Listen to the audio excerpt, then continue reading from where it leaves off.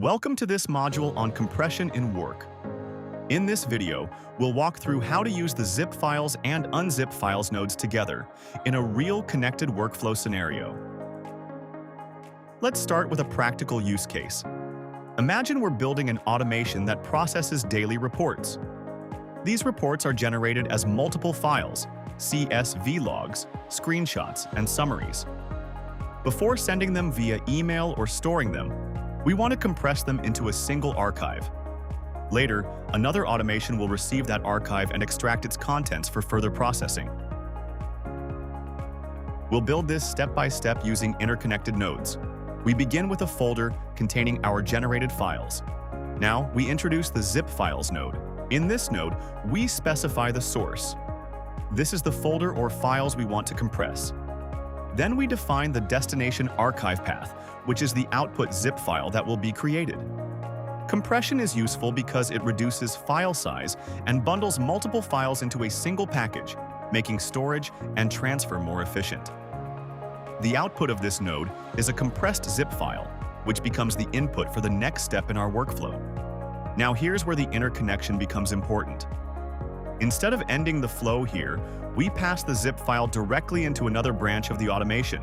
For example, uploading it to a server, attaching it to an email, or storing it in a document repository. Let's say this zip file is later retrieved by another automation. This brings us to the unzip files node. In this node, we take the zip file produced earlier as input.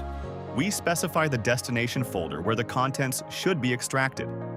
When this node runs, it extracts all files from the archive into the target directory, restoring them for further use, like reading data, processing images, or feeding into downstream systems.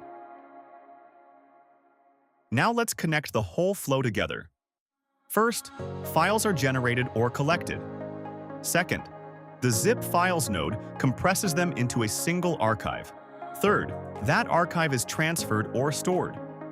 Fourth, the unzip files node extracts the contents when needed. Finally, downstream nodes consume the extracted files, for example, parsing a CSV or uploading images. This interconnected approach is powerful because it allows you to modularize your automation. Compression becomes a reusable step that simplifies file handling between different parts of your workflow. Before we wrap up, here are a few best practices. Always ensure the input path for compression is correct and includes all required files. Use clear naming conventions for your zip files so downstream nodes can easily identify them. When unzipping, make sure the destination folder is properly managed to avoid overwriting important files. And finally, test the full flow, from compression to extraction, to ensure file integrity is maintained throughout.